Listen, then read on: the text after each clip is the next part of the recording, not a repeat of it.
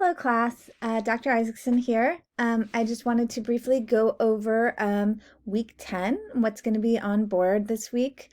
I'm going to go, kind of, most of it's pretty self-explanatory, but then at the end I want to go over a little bit at length the sort of research model that I have for you here. So let's go ahead and click through. So the reading for this week is on dumpster diving. This is kind of related to one of the questions that, and remember, you can kind of click around this way to get it to be the right way. And where you can click on this little link here to open it up and download it. This one is going to be related to the topic on poverty and homelessness. It's a first-person account by a guy who was homeless for a while, and it's just his sort of exploration of some of the skills that you need actually to be homeless, kind of showing that it's a real sort of art in certain ways. And also kind of a comment on waste. It's very interesting. Enjoy that. Remember always to read the little descriptions of the writers before, if they have them, before you jump into the reading, just to kind of get a sense of who the person is. And remember to continue to annotate, right, so that you can have your ideas in mind. And if you are writing about that topic, have your question in mind about homelessness and kind of use that as a way to kind of help you take notes on it. And we'll be talking about those, of course, in the extra credit meetings. So as usual, you'll have a homework journal on that. Remember for that you want to make sure for number 2 to pick 2 passages and to not just say what they are briefly, but kind of tell me like the first at least few words and the page. So you're really citing particular passages, and to say why you think they're important, right? And give that a little bit of substance when you're doing the homework journals. This is just a review topic sentence advice because this week you're going to be doing, brainstorming and work on your research paper. So I just kind of want to have that as a resource here. And you can read through that if you're still struggling. Note that I did write on some of your papers that you do need some work still on the topic sentence. So please do, if you got that comment, read through that again.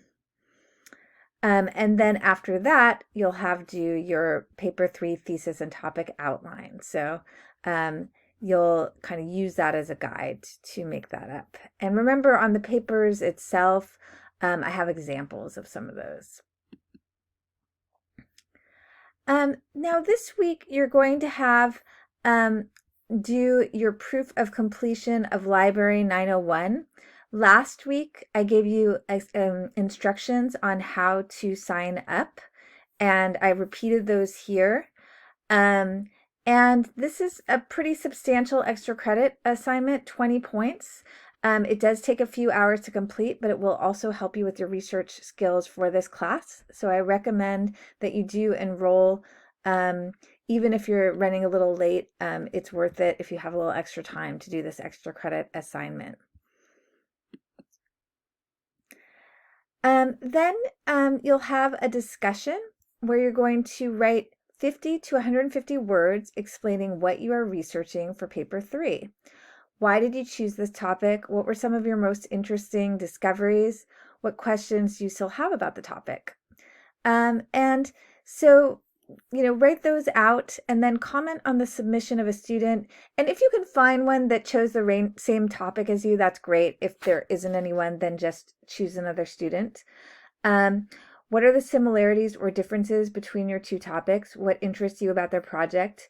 Do you have any reading or viewing recommendations? And if you are the first person, as usual, you don't have to do the comment, but you can for extra credit. And I've noticed with those comments, sometimes you're just saying, oh, I really liked your, post. It was really interesting. Try to be more substantive, really answer the questions I ask you right here. So, what are the similarities and differences? What interests you about their project, etc. So don't just tell them that you liked it, even though that's a good thing to include as well. But if you do, explain why, so just be as thorough as you can on that.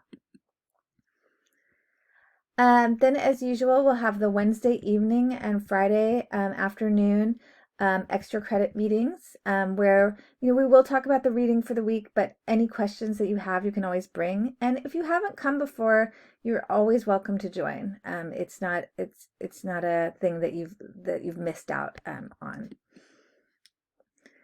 All right, so this is the thing I wanted to talk about with a little bit more depth.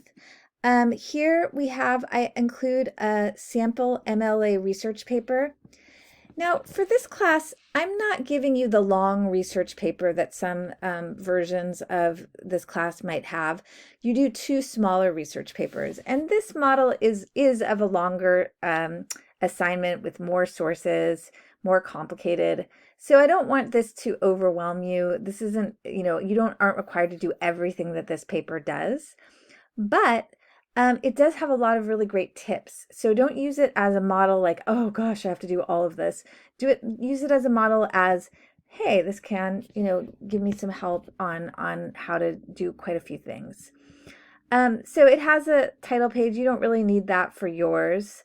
And it has an outline, which you don't need to turn one in, but just think about where you're at.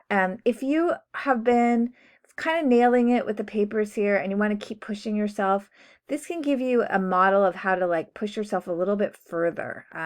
And you can make an outline for yourself that will help you organize your thoughts.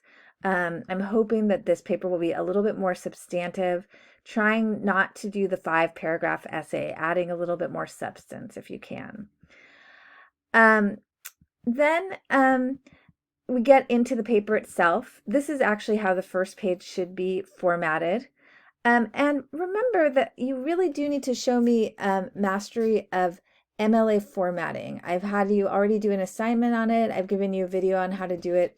This also provides a model, but some of you are still not quite doing the MLA formatting, so be sure that for the research paper that it's formatted with your heading this way, with your page number and your name this way, and that it has a title that's substantive, not just, suffering or whatever. You would want something that really describes what the paper is. So here's a model, UN sanctions and the suffering of Iraq's people, right? It's very substantive.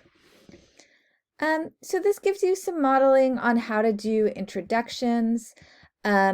For the research paper, if you want to get a little bit more substantive, you can do some background research and really say a little bit more about the background of your topic before you get into your argument. But remember that you do still have your argument. So for this model, they even gave a whole paragraph of background, and then in the second paragraph gave their thesis.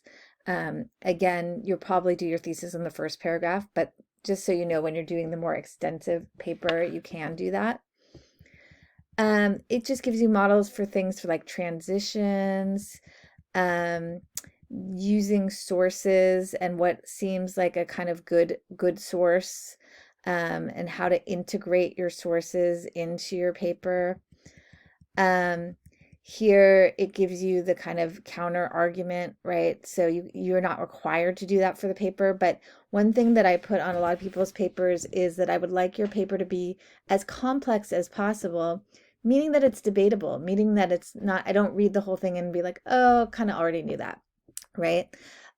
So one way to be sure is that you kind of think, oh, what could somebody argue against me, right? Or what more would somebody want to know? And another way you can make it more complex is you don't have to have 3 separate points. You could have like 1 or 2 points, but really go deep into them and have lots of examples of your 2 points so that you're showing that you've really explored those points.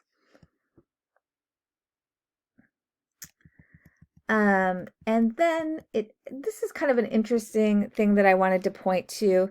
In the integration of this source leading up to this longer quote, it says, because of Gulf War damages, a lack of funds, a shortage of building materials, and Hussein's own agenda, Iraq cannot rebuild. In fact, basic infrastructures have broke down.